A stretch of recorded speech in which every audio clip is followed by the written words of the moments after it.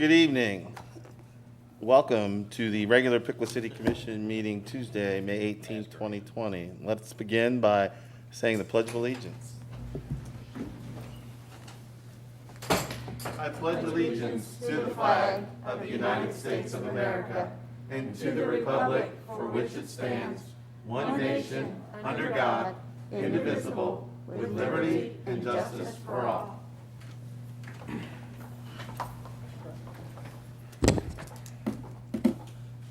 Will the clerk please call the roll? Mayor Lee, Here. Commissioner Hines, Here. Commissioner Grissom, Here. Commissioner Pearson. Here. Commissioner Foat. Here. We will have a matter of old business, but first we're going to do the consent agenda. And we have one item on the consent agenda this evening, and that is approval of the minutes from the May 4th, 2021 regular Piqua City Commission meeting. I make a motion we approve the minutes. Second. Moved and seconded. All those in favor say aye. Aye. Motion carries. Next, the item of old business that is not on the agenda that I wanted to bring up is the resolution number R-92-20. It's the resolution reestablishing a committee on community diversity. It was tabled on July 7th of last year. I'm going to take it off the table, bring it down so that we can look at it and then vote on it next session if people are willing. And I'll entertain a motion on that. I'll make a motion that we take it off the table. I'll second. Moved and second. All those in favor say aye. Aye. All right, so it's off the table. We will have it so everybody can look at, and we'll discuss it at the next meeting. Okay? Next is new business. Resolution number R-45-21, a resolution to dedicate a portion of Looney Road and East Ash Street as public right-of-way. Chris Smeezing will present the staff report. Thank you. This item relates to the development of an outlot in front of Home Depot. As you can see in the report, the intended development will accommodate a Starbucks retail store location. As part of the replat or the redevelopment of this site, they're replatting the tract of land to make the boundaries match what they're looking for. And within the boundaries of the parcel is a portion of the highway easement for US Route 36 and/or some of Looney Road. So in replatting the tract of land under these kind of circumstances, we would typically require that the developer or the ownership interest go ahead and dedicate that area as public right-of-way. These are often left over from older tracts of land that previously were ownership was platted to the center line of the roadway, and it's just remained that way over the years. So when the replatting happens, it's a good time to clean these things up. It's been through the Planning Commission. Planning Commission has considered the item and recommended approval, and it's before this body this evening for final action. Any questions from the commission? What was the vote for the planning commission? Was it unanimous? On the right-of-way dedication, it was, yes, correct.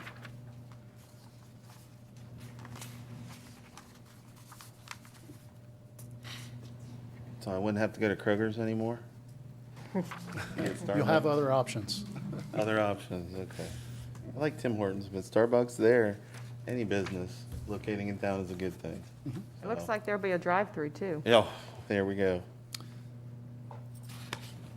Any questions from the citizens? All right, I will take a motion then. I move that we adopt resolution number R-45-21. Second. Moved and seconded. All those in favor, say aye. Aye. Opposed? Motion carries. Next on the agenda, Resolution number R-46-21, a resolution to designate the overlook behind the former Piqua Power Plant, John Gallagher Park, and Kirsten French will be presenting the staff report.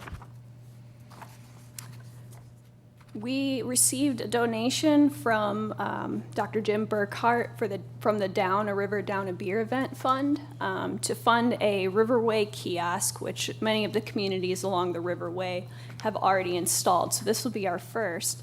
And this is meant for wayfinding and meant for providing a map for incoming bicyclists and hikers to navigate their way around the city, and also understand that this is a regional branding strategy with our partners down the Riverway. Upon creating the map for this, we sort of realized, what is the name of this area behind the power plant? We didn't just want to call it Power Plant Overlook. We wanted to give it a name fitting. It's really solid design back there. It's a really pretty area. Ed Krieger, the director of Power Systems, he proposed the John Gallagher Park name. John Gallagher is a pretty titanic figure as far as our municipal power system goes. He was the first power systems director, and he also, right after that power plant was built, which was a huge deal back in the 40s when Piqua came off of DP&L, created their own power system. He expanded that facility to 3 times the original size. He added steam power, which wasn't sold prior to his arrival, and then he also went to Washington, D.C. to negotiate for the siting of the atomic, or the nuclear facility across the river. So really, the designation of Atomic City comes from the work of John Gallagher. I can answer any questions about that, but I think it's a great name proposal from Ed Krieger. Any questions from the commission? So no questions, just comment-wise. We had a citizen approach us through email, and there was a resolution that was put in place, Resolution R-65-09, and there are specific guidelines that need to be followed by the city before we can name this. So I'm going to request that the commission tables this for right now so we can go through the prior guidelines and ensure that we go about doing this thing the right way, since the commission did approve this resolution. Did you have anything? Correct. They did approve it, and then I just, I did some research into the files of, before I arrived, but I don't think I was notified about that particular policy because it was repealed in 2015. So I think it was passed when the diversity committee was, fully instantiated, and then as it went, defunct or just didn't really happen for a while. In 2015, I think they wanted to get rid of the process. When I was reading the minutes, it just seemed like they wanted to speed up the naming process a little bit. Just my own comment on the name choice itself, it seems like Mr. Gallagher was a very otherwise politically neutral figure, but very interested in the advancement of science and technology. So that's my comment on the appropriateness or not of the name, perhaps. And I wonder if, and we need to obviously do a little more research just to get some clarification on it, but if we were to name it an overlook and not a park, the overlook puts it in a different category, if you will, versus a park. And so if we were, am I correct? I think from and maybe I should have distributed this directly, but what I have here is R-72-15, which is a resolution repealing resolution numbers R-110-07 and 09, and also the 2009 naming policy that was passed. So it seems to me like that policy's not in effect, but you're free to, We'll check. We're Yep. still going to table it and, Yeah. or we'll, If you could forward it to us? Yeah. That way we can review that, being that you do have the verbiage on that 100%. I can do that. Can you forward us the original policy and then the one that was repealed? That'd be Yes. great. your motion to table stand? Yes. Yeah. Is there a second? Second. Moved and seconded. All those in favor of tabling this resolution at this time, say aye. Aye. All right, so the resolution's tabled at this time. We're going to do some more research. Frank, can you look into that for us? And let us know. Kirsten, I would appreciate it. And with the reformation of the diversity committee, how that would affect affect that? Because it might, it may, If the policy's been repealed, which it sounds like it has been, then I don't think it's going to If it's affect been anything. repealed, I yep. think you can adopt it, but I'll verify that for you folks. understood. I got one question. Kirsten, do you know, is there any plans currently now that there would be a timeline that this would affect for that kiosk itself? Yeah. You When's said the next down the river, down the? No, I August. was hoping to get it installed this month, but there's been a couple different delays. So, no, I mean, there's not any particular time that we need to install the kiosk. It's just bike month. But would And it that per- doesn't mean that it has would to that- happen now. prevent installing the kiosk? I mean, can you put like a temporary name or something there or of that nature and then To be update it later? named. Yeah, like I something can like ask the that. manufacturer, but I don't know exactly how the map is printed and installed inside. That's, Okay. I was just kinda it's curious. just like this little thing for this kiosk, but yeah. It's just nice, Dr. Burkhart, to donate that and Yes, it working through is. those, and it does look really nice. I'd hate to hold that up, but I do think it's right to go through that normal process, make sure we're naming it appropriately. I do want to give people an opportunity to speak on this if anyone from the any citizen would like to speak on that, Well, in the, even though it's tabled. oh, I just want, okay, I want okay, I had a input. comment I wanted to make too. okay, go right ahead. My name is Larry Hamilton. I live at 1104 Maplewood Drive. Mhm. Yeah, you're fine. I'm appreciative of Mr. Fogg's effort to bring forward the resolution in regards to the naming process of. That was actually done by that guy back there. He sent us an email. I appreciate that because I had a hand in the passage of that resolution, Did you know it was repealed? and it's news to me. Me too. That this has been repealed. So I'm a little dismayed and discouraged that the city has acted in this manner. In fact, it has acted in that manner. So We have to reset. I appeal to I agree. make sure that this is something that has been judiciously I agree.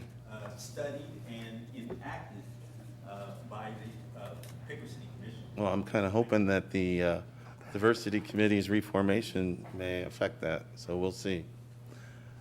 Do you want to say anything? Nope. All right, it was a great question, so, thank you. I Yes. just wanted to make a comment.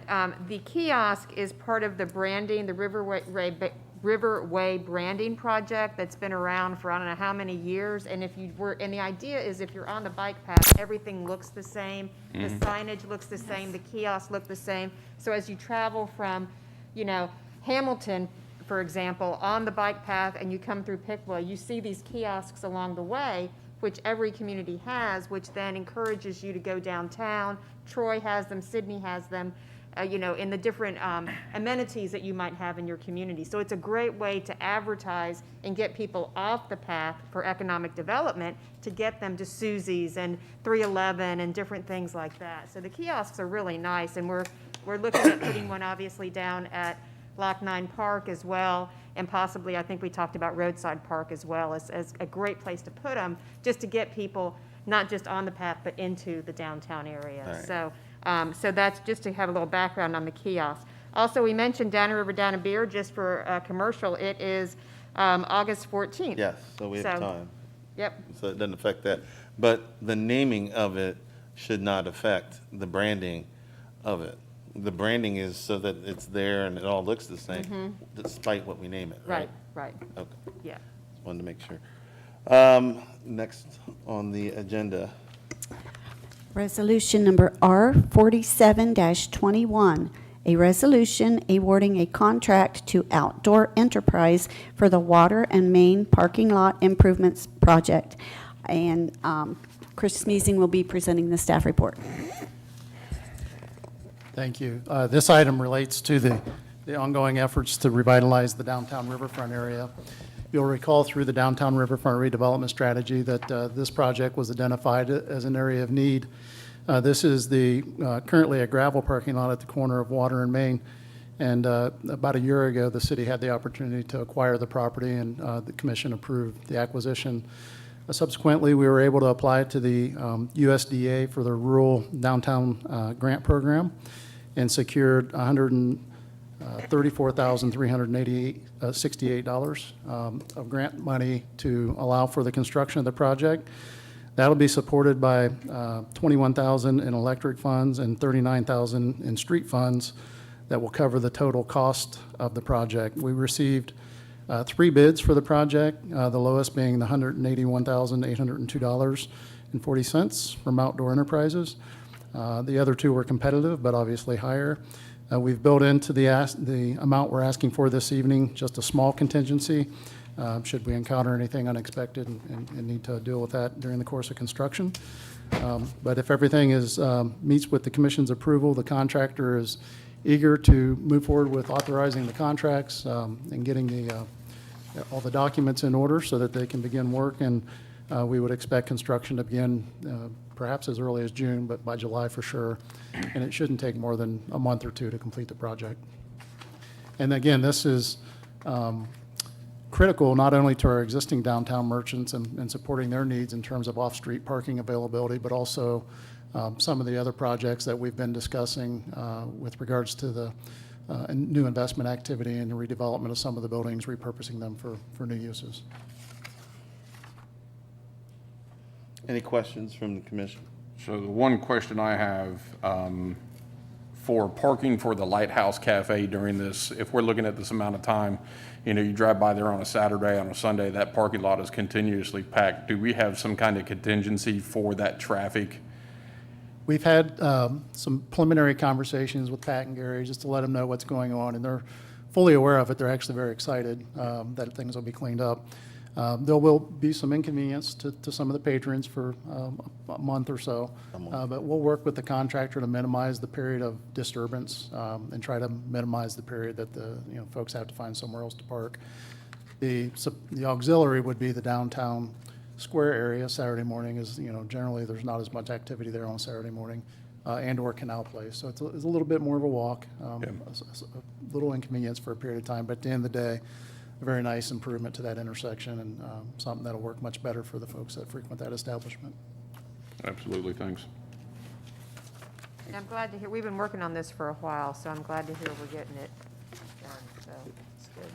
Any other questions from the commission? I have a question on financials, just to clarify. So originally, we budgeted 168,000, correct? And that was for us to cover the whole cost if needed, but then we obtained grant funds, correct? Correct. Okay. So true out-of-pocket after, as it looks like, right around 60,000 when we originally budgeted 168. So definitely wanted to commend you for your efforts in achieving those funds, and that's significant savings for us. And I just drove past there. It's going to look phenomenal when it's done. Mm-hmm. Yeah. Okay, thank you. You're welcome. Any questions from the citizens? I'll entertain a motion then. I'll make a motion to adopt resolution number R-47-21. Second? Moved and seconded. All those in favor say aye. Aye. Opposed? Motion carries.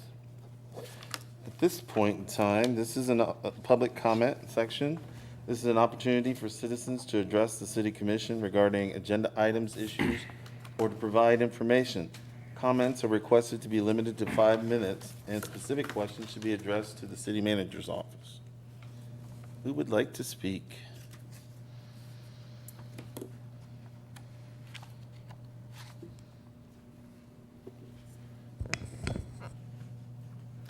Good evening.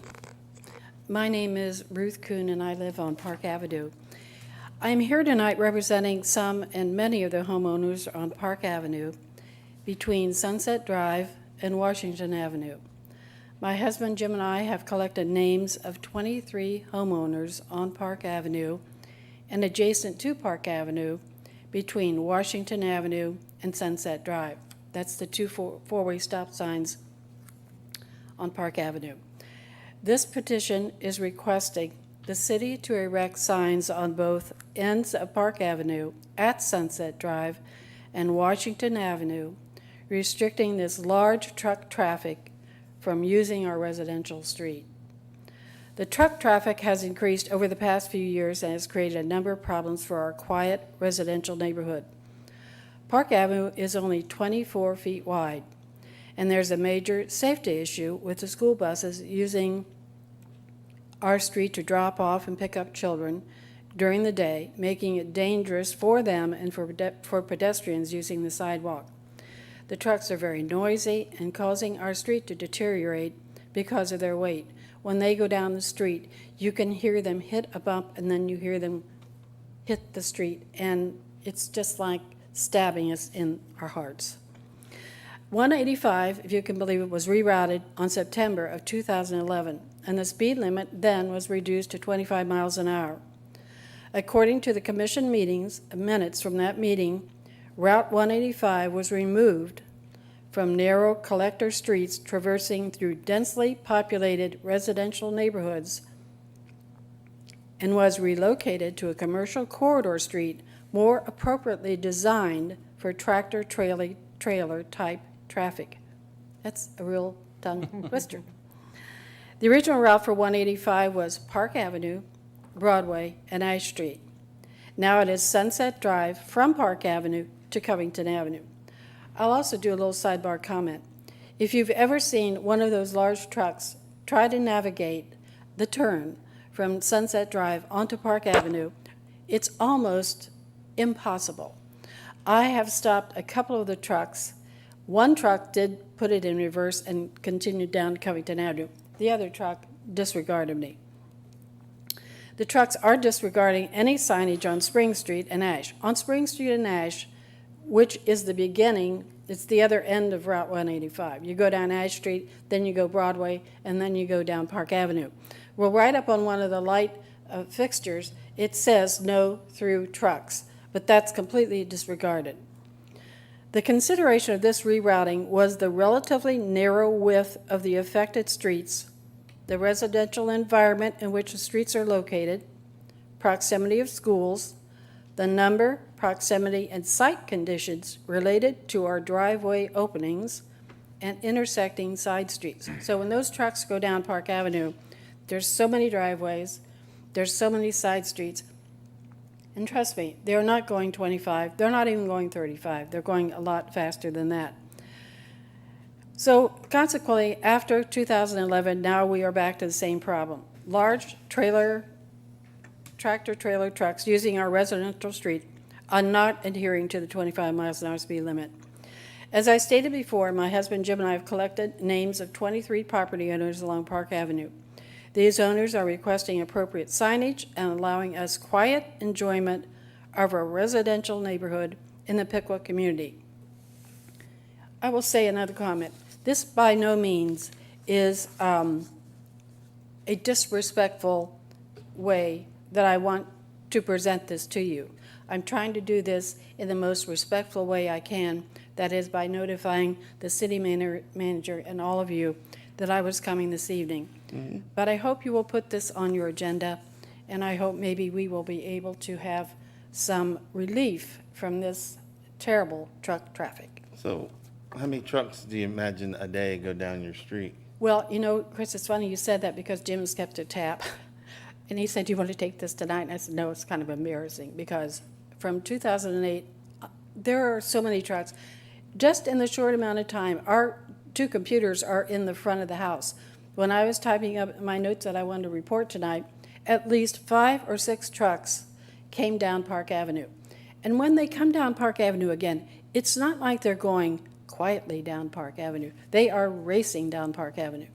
And my friend Russ Fashioner, who lives at the bottom of the hill where the four-way stop is at Washington Avenue, can attest to the fact that even at 3 o'clock in the morning, and they'll come off of the Park Avenue, the little bridge there, and they'll kind of, like a skier does, they'll kind of bounce. So again, the street is being deteriorated. It's so dangerous.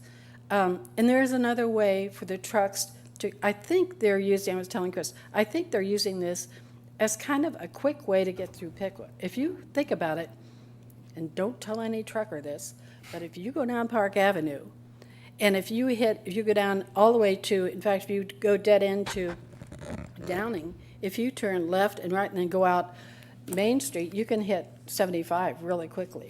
I'm sure that's what some of them are doing. So we have to be proactive. You're saying there's no signage as well? No, there's no signage, Chris. No signs? No. The only sign I saw was, as I say, on the other end, on Ash Street.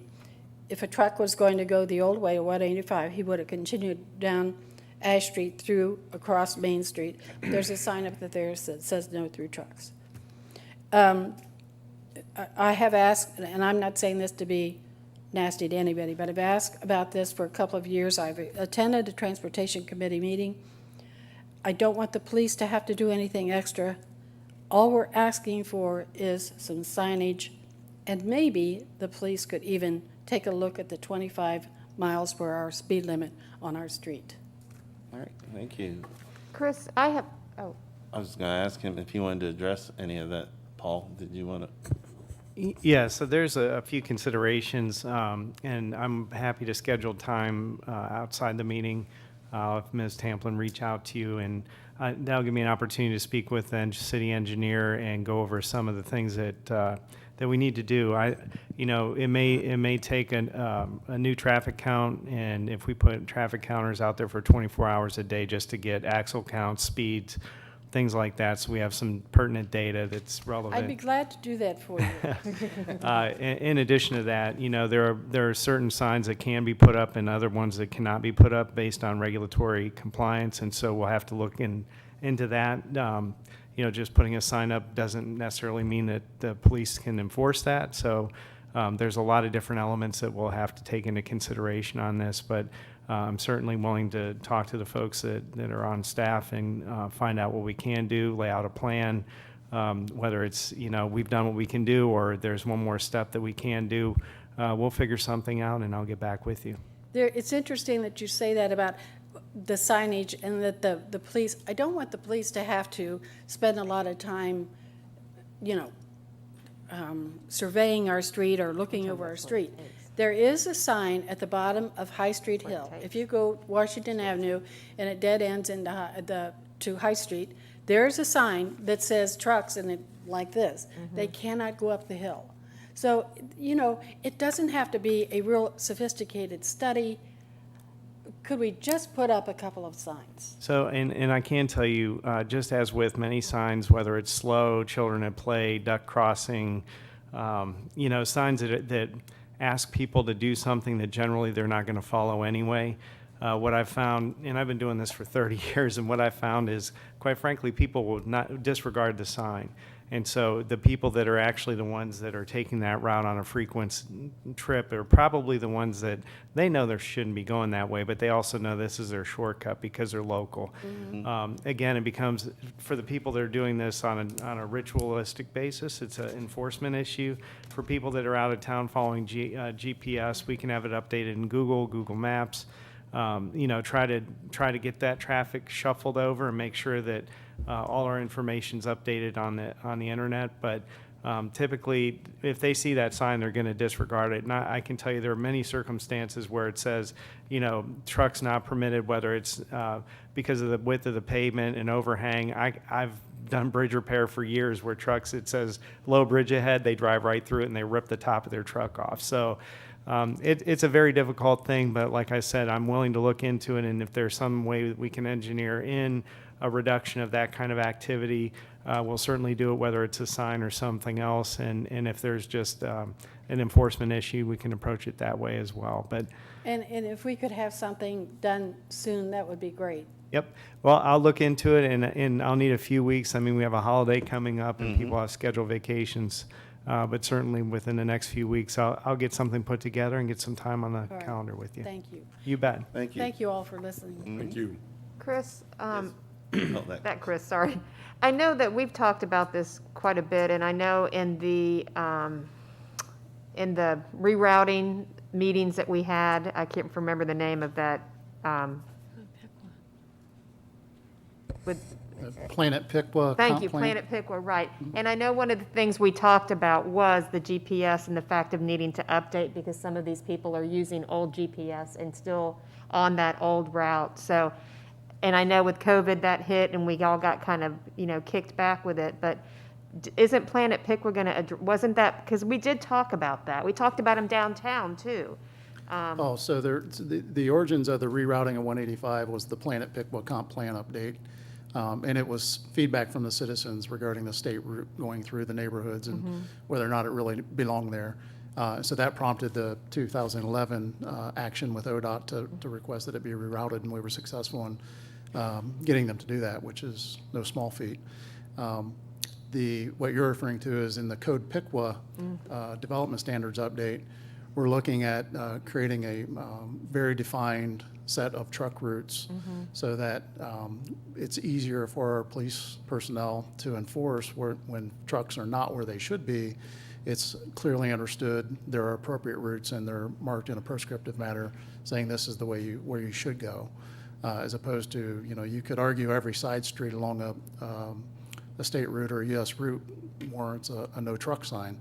And obviously you wouldn't do that. And to the city manager's point, there's guidance in the OMUTCD manual and some other regulatory tools that we have to adhere to. And those are the things that we look to when we try to be responsive to these kind of concerns.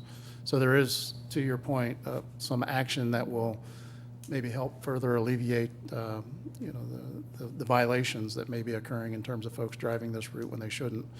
In the GPS issue, we report, when we see the errors and these things are brought to our attention, we report them through the Google reporting system.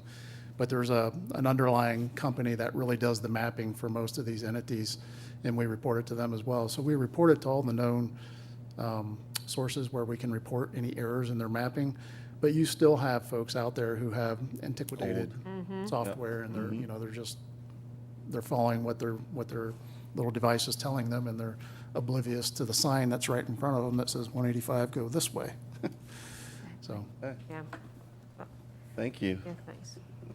Thank you, Ruth. Any other public comment?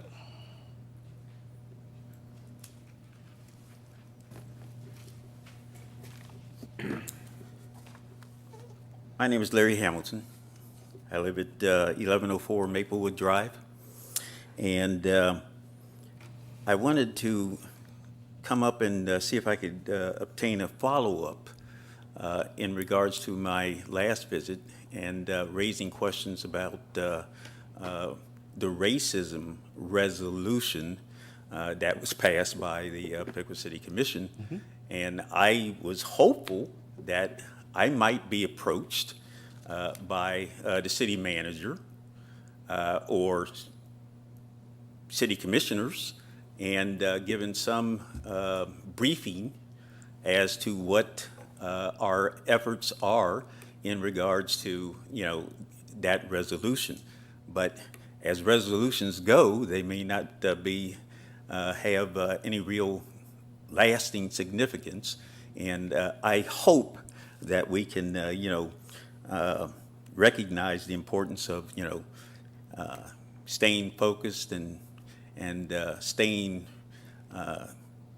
in tune with the major efforts in connection with politics as we know it today.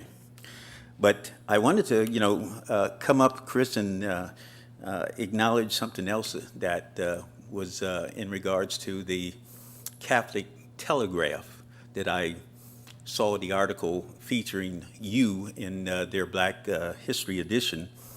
And I was fascinated with that magazine and continued to look at articles. And one article in particular caught my attention. It was an article on Archbishop Father Purcell, whom I later found out was the actual founder of the Catholic Telegraph, that magazine.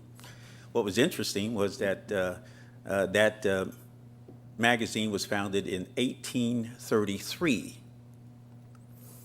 And what caught my attention there, of course, was the fact that in 1833, John Randolph died, and he left a will which stipulated the manumission of about 400 former black slaves who were now freedmen and who should have been having an opportunity to settle in Mercer County, Ohio. Well, in reading this article, it occurred to me that Father Archbishop Purcell would have been the Catholic leader in charge of the Cincinnati diocese that stretched from Cincinnati all the way up to Mercer County. Interesting. So he was very much engaged in, or could have been, should have been, involved in the deliberations and the goings-ons of mob violence and riots in connection with the situation in Mercer County. So it's important that we study our history and know all of these important ramifications and how they are impacting our level of discussion on a contemporary basis, but they have relevance to our understanding of how we should be engaging one another on a contemporary basis as well. So I'm hopeful that we can encourage people who are in positions of religious leadership to step up, stand up, speak out, and work collaboratively with one another in terms of finding solutions to problems relating to Christian organizations and churches who could be taking collaborative efforts to work with people who are interested in offering solutions to problems of race and racism within our society.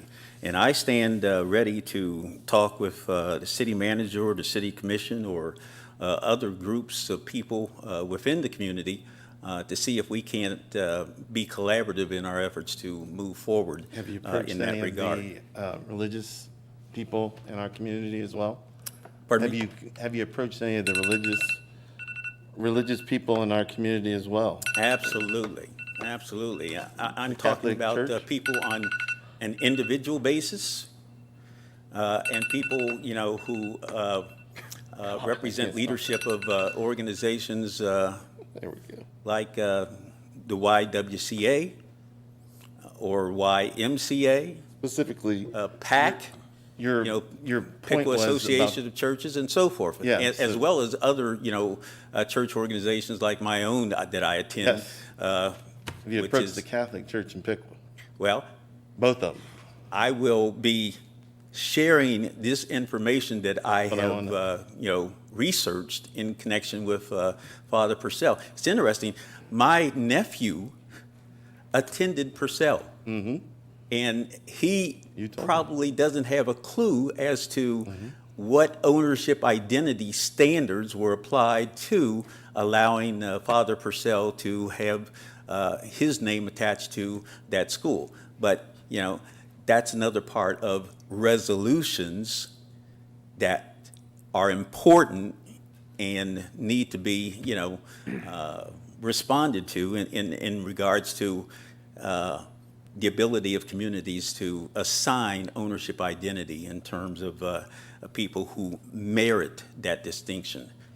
Thank you very much. Thank you. Anybody else that would like to speak? Ruth, you spoke. No, no, ma'am. Hi, my name's Chad Lawson, and Okay, I. you can pull that down. Oh, okay, There thank you you. go. And I live at 1678 Steinhilber Drive. Soon to be changing my address to 125 Bridge Street here in the next couple weeks, hopefully. Really? So, yeah, yeah. Awesome. So you have to stop down and I will. check our place out. I will. So, yeah, we got a nice river view. So, anyways, you know, my wife and I have kind of been working on some different development projects within the community, and we've had several meetings with Commissioner Fote and Chris Measing. One of the points that, you know, we've kind of, on this last meeting that we kind of had a little bit of time to dive into was the possibility of cultivating and processing of medical marijuana within the city limits.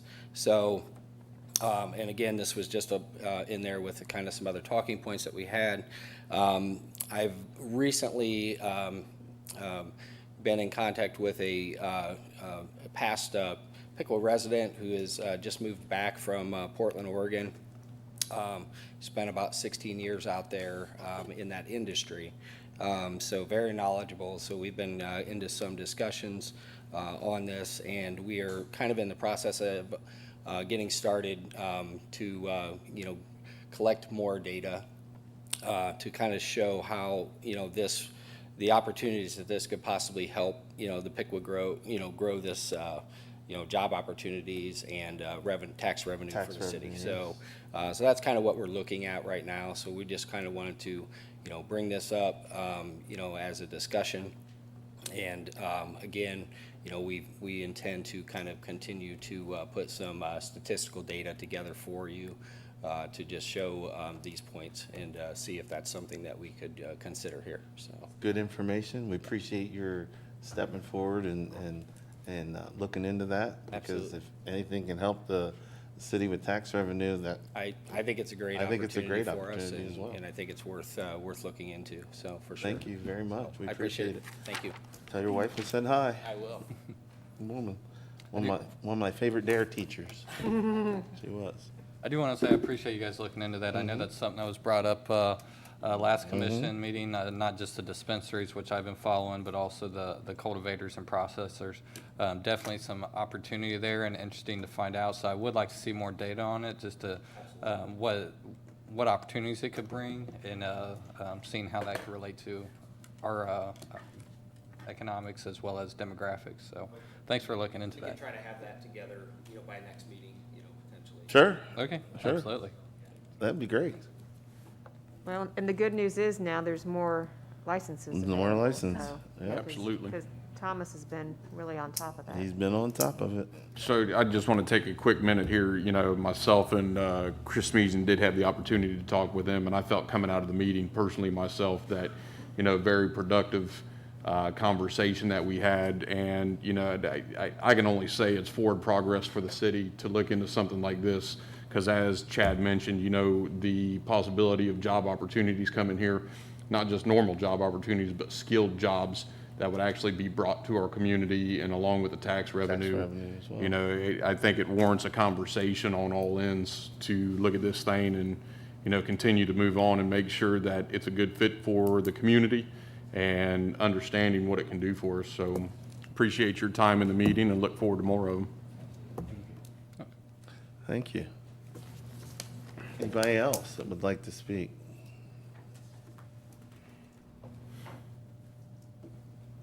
Moving on then to the city manager's report. Good evening, Mayor, Vice Mayor, and Commissioners. This evening, I've got a presentation that's going to be done on pavement preservation by our our two resident engineers, right? Yep, Amy Havener, our city engineer, and Ken Kaiser, our engineering technician.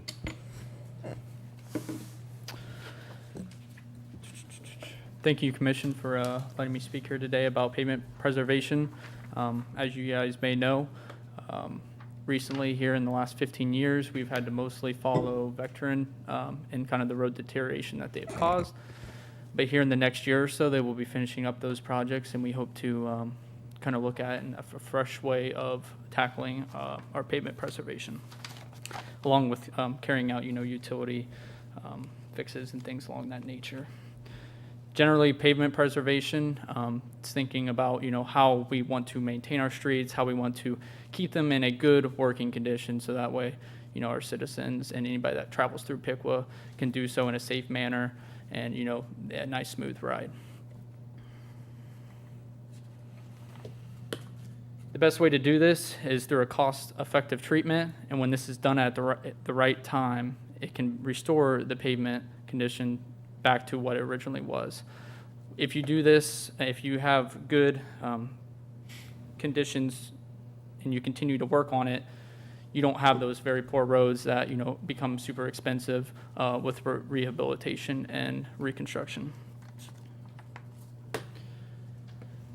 As I mentioned before, a series of, when you're working with already good conditioned roads and you continue to work on those, the cost over time of hitting the same road, multiple times with a cost-effective treatment over 10 years, hitting it multiple times, will be lower than if we resurface a road, wait 15 to 20 years, and then resurface that road again, or have to end up doing major rehabilitation or road reconstruct because of the poor quality of that road.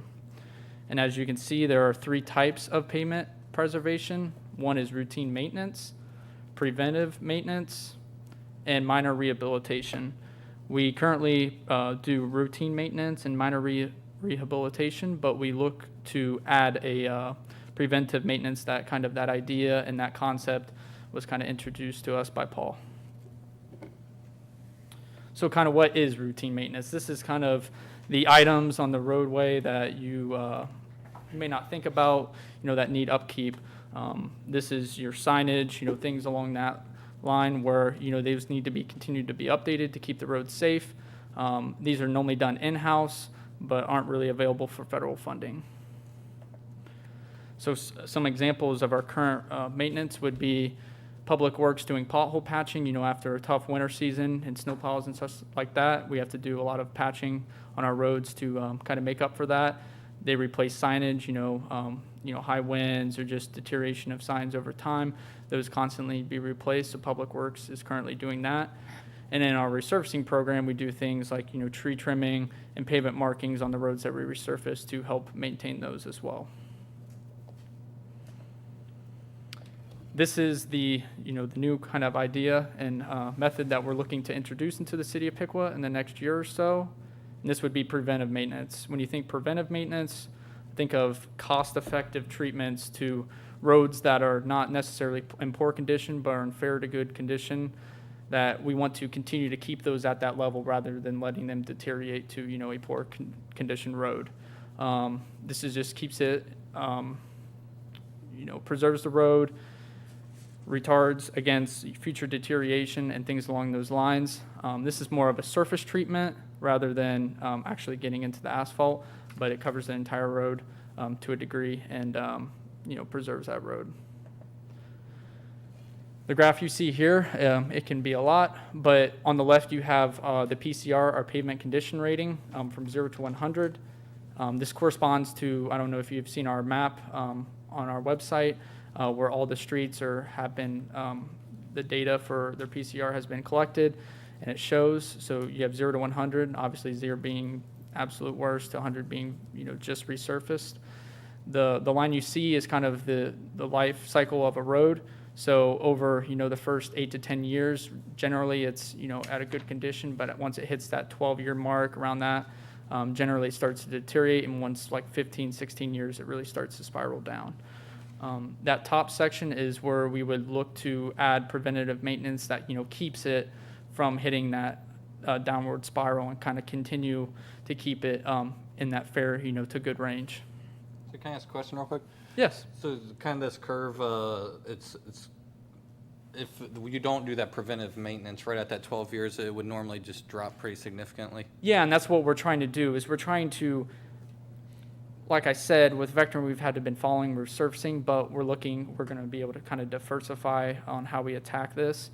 And we're looking to keep our good roads good while also still continuing to improve our poor roads. How do we do that, given that we have a levy that we just passed? And so it's going to be an addition of funds to do the preventative maintenance on top of the routine maintenance. So I'll get into that later. Okay.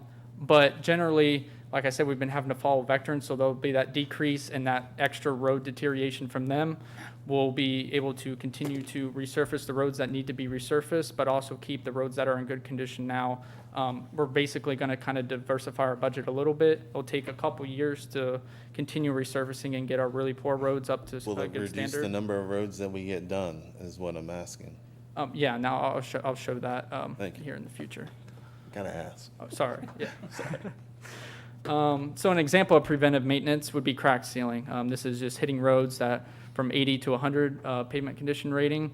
As you can see, 95 cents, $1 per square yard, extremely cheap compared to other pavement preservation methods. This is generally applied 3 to 5 years after like a resurfacing. You start to see a crack form. If we hit those cracks early, rather than let moisture or other environmental factors hit it, and it, speed up that road deterioration, it'll help extend the life of that pavement. So we're not doing that now, is that correct? Currently, no, Okay. We don't do any of that sealing? not. Wow. Our second one would be chip and falk seal. This is a kind of foreign idea and a very new idea brought to us, and we're very excited about it. Pavement condition rating between 60 and 80 is generally what we're thinking this could be applied to.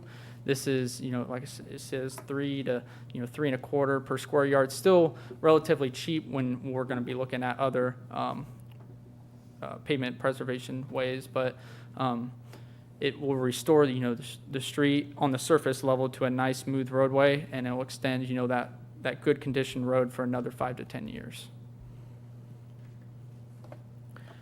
Next type of pavement preservation would be minor rehabilitation. When you think of this, think of you're removing some of that asphalt, that old age cracked asphalt, and removing, an inch to 1.5 inches and putting back fresh new asphalt. Currently, this is what we do with like our resurfacing. Going back to this graph, this is that middle section. This is the section of the roads that, we're trying to reduce roads getting to this level. Obviously, you can't eliminate it, but we want to reduce roads getting to this level, and getting the cost effectiveness obviously goes down. As you can see, you start to get more of a higher cost, but once again, you aren't going to be able to totally prevent these roads from getting to there. An example of this, like I said, would be our annual resurfacing project. We normally hit roadways between a 40 and 70 PCR, around $10 per square yard. Once again, that seems expensive when you're looking at the preventative maintenance, but when you start looking at, when roads get into really bad conditions, it doesn't seem that bad. We do our 1.5 mil and overlay. Like I said, we remove that age-cracked material and replace it. And lastly, with the change of approach would be trying to minimize major rehabilitation and road reconstructs. This is where roads almost become, not good to drive on, dangerous. And we do, we want to try to eliminate that completely. You'll have scenarios where this won't be possible, but generally, you want to keep those roads from getting to that 15 to 20 year span. An example of major rehabilitation would be basically doubling what our regular mill and fill would be.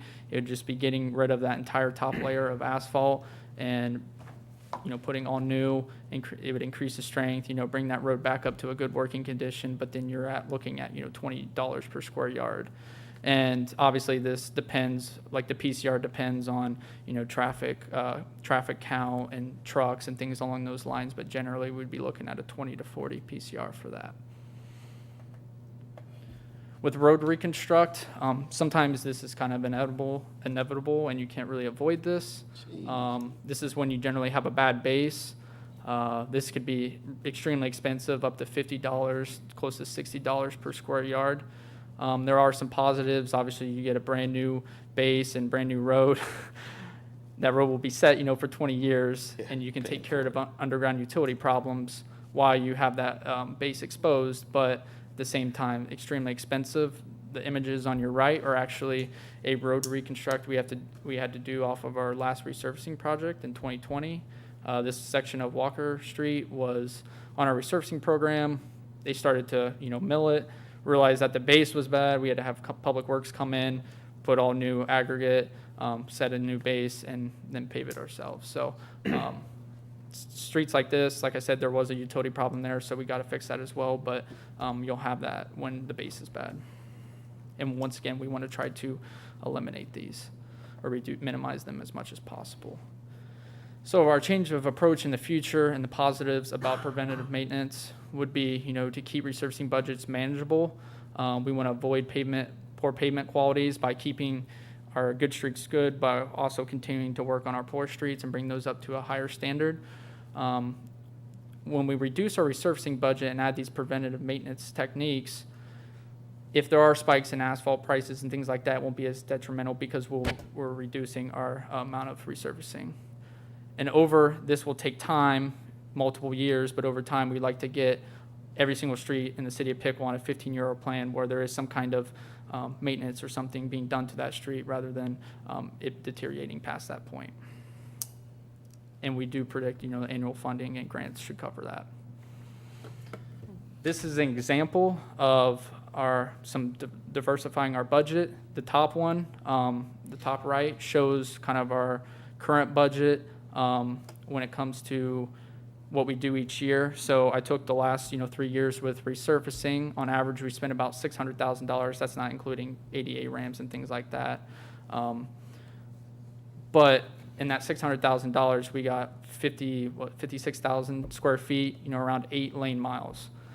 If we take that same $600,000 budget in the future, use 75% of that on resurfacing, use $50,000 on crack sealing, and $100,000 in chip and fog seal, we over double that lane mileage coverage, that pavement preservation that we will do that year to around 18. And that's, like I said, 2.25 times. So that shows you the amount of streets that we would be hitting, the amount more coverage that we would be doing each year. Obviously, it will take a period of time to transition to something like this when we get our poorer streets up to a higher quality. But over time, this is kind of what we're hoping for in the future. So our next steps to kind of change this and get to this approach would be to introduce chip and fog seal to the city of Piqua, add an annual crack sealing program in Public Works to go along with we're going to keep our annual resurfacing program. And then we're going to introduce and use ourselves a new paver software that will help develop a cost-effective management plan to be able to map out how we are going to attack these streets in the future and map that out and be able to work on those streets and improve our pavement condition quality in the city of Piqua. And that is it. Any Thank questions you, Commission, from for the letting me commission? discuss. I know that the roads that need the minor resurfacing or minor repair, according to your projection, you said you're going to do less of those, but you're going to do a lot more of the other ones to preserve them for a longer period of time. So in essence, you are doing way more road work and keeping the roads, most of the roads, preserved, fixed, and the major ones, over time, you'll get to them. Yeah, and that's a the great plan. idea, is to, our good roads, rather than letting them just sit and deteriorate Yes. back to that poor quality, Yes. is to use those cost-effective treatments to Like keep them in that good state, while also we use that little bit, reduce our resurfacing, but still do that resurfacing to get those poor quality streets and, fair to poor quality streets back up to that good. And then eventually, we won't have to do, too much resurfacing, but that will always be a factor in our budget as well. Loving it. I just want to comment. I can tell you, coming on the commission, relatively new, a lot of the comments that I get have been about the streets. Yep. And, are we constantly kind of chasing our tail? Because like you said, they get to that deterioration so much, and the amount of funds that it takes to bring them back up, you can't hit everybody.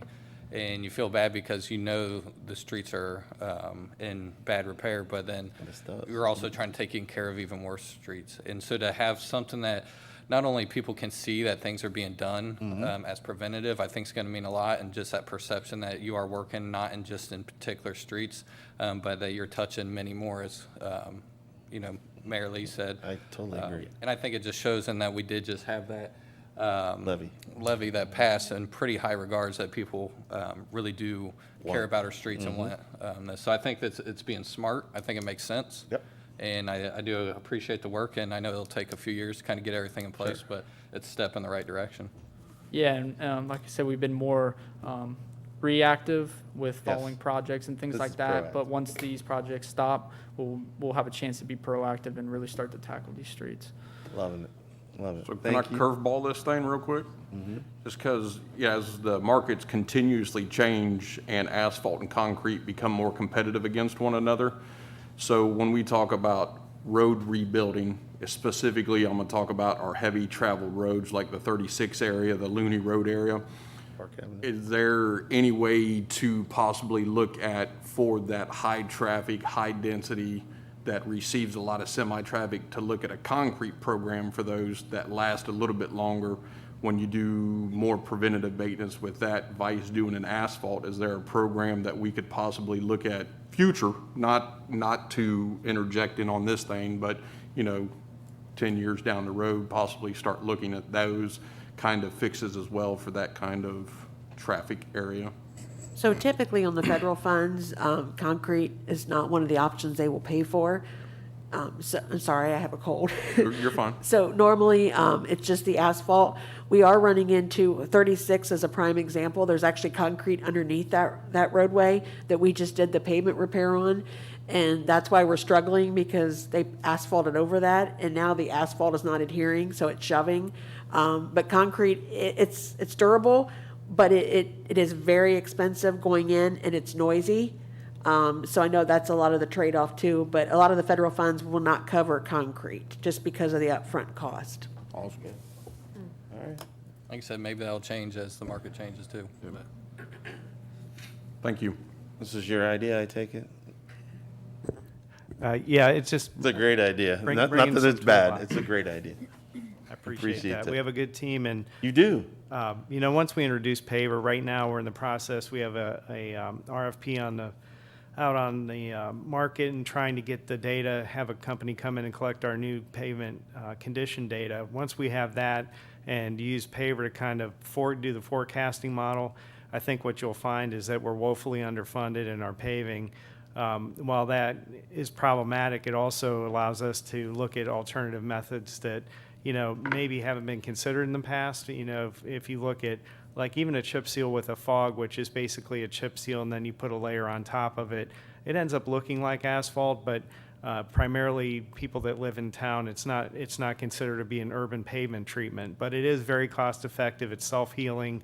Those are the kinds of things that we really, if you want to improve our rideability, we're going to have to look at because it fits within our affordability range. I can just tell you from my past experience that once we get the paver software in place, you're probably looking at $3 to $5 million over a couple of years to start to get us where we need to be.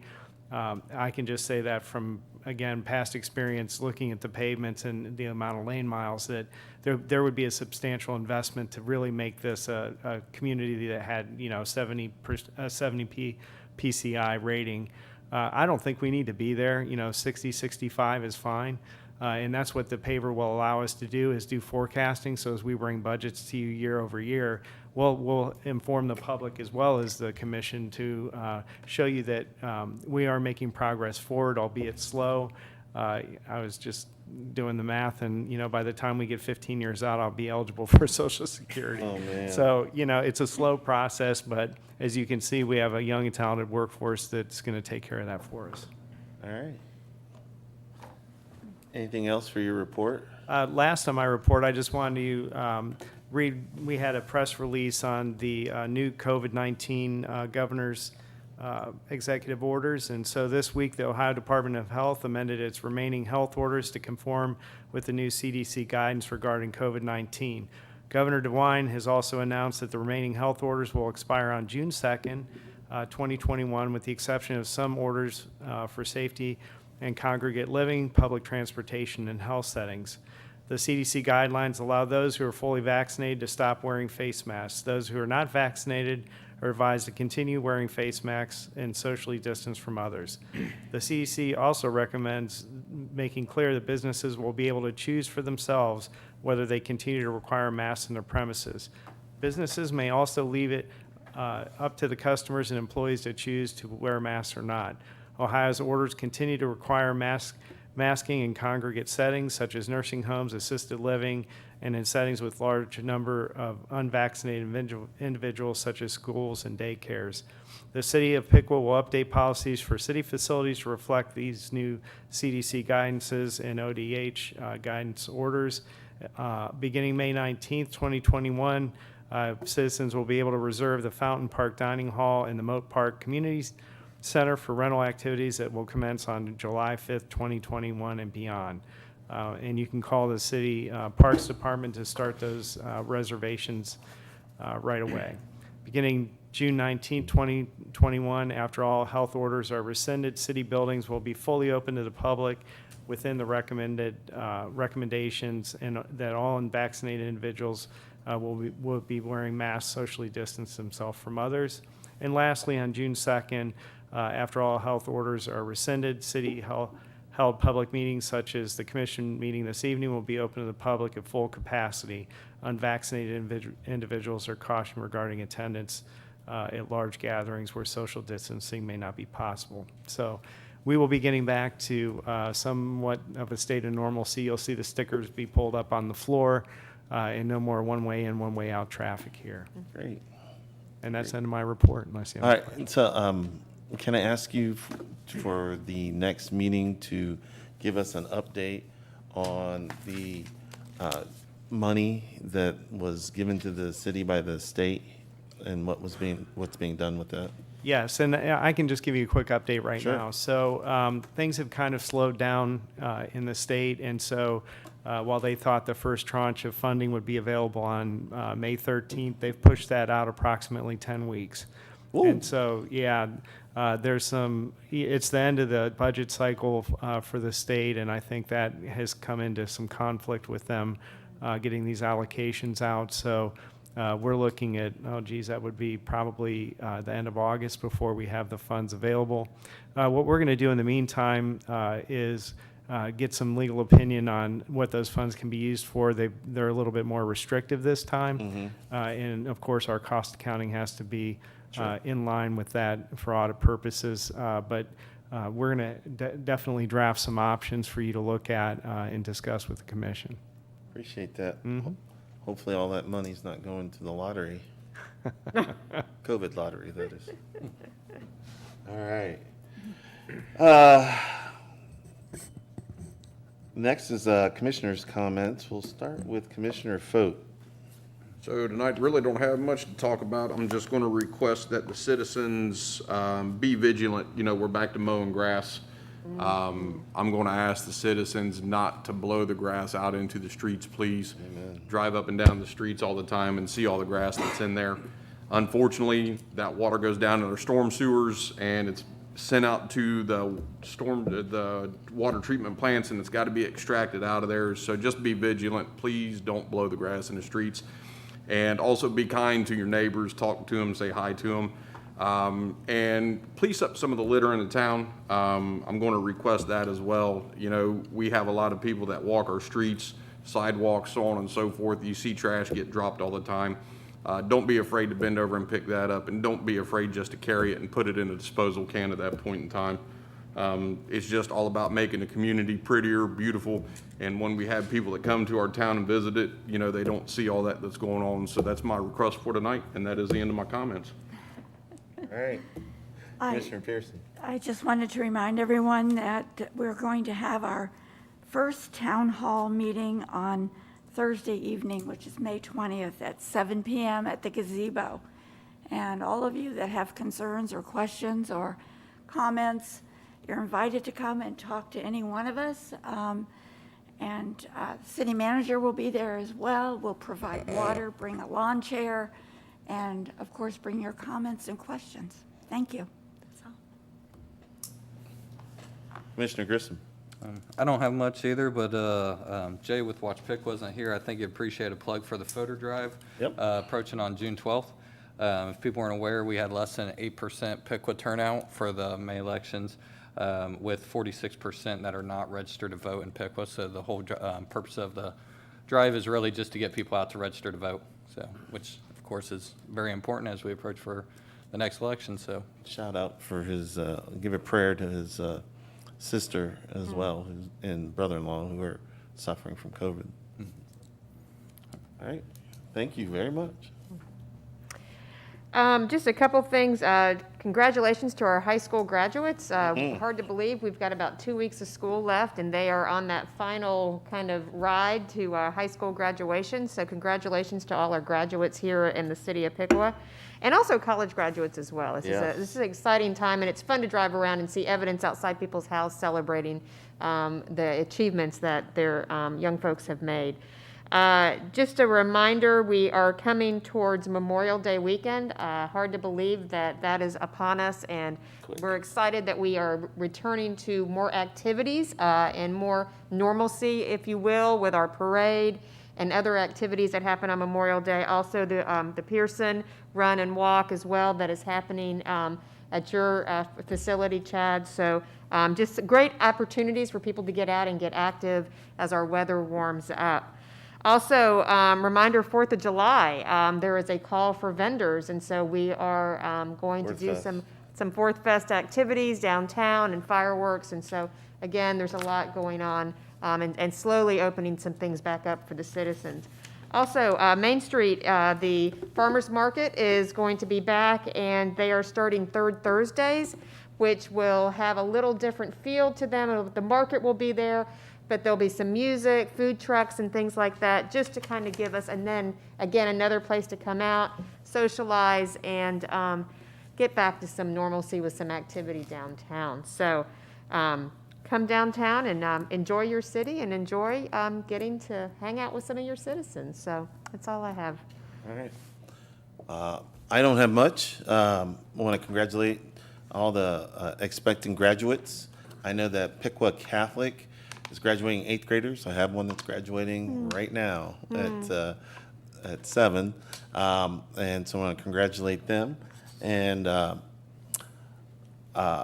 want to congratulate everybody that was involved in Piqua's musical. I heard it was very fantastic, a great job. A lot of talented performers at Piqua High School. It's amazing, seriously. Come see us if you have questions, concerns on Thursday at our town hall, and looking forward to that. And we've got a lot of positive things going on in the city. We want people to participate. Hopefully, Mr. Hamilton and the Randolph Center will be opening. How soon is that, sir?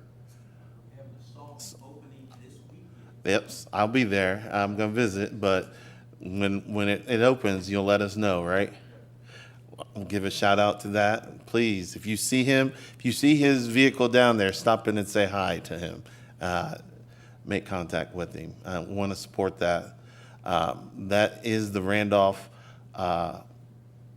historical site that I want to support for the city. So, and with that said, I'm going to adjourn to executive session to consider confidential information related to economic development, and I need a motion.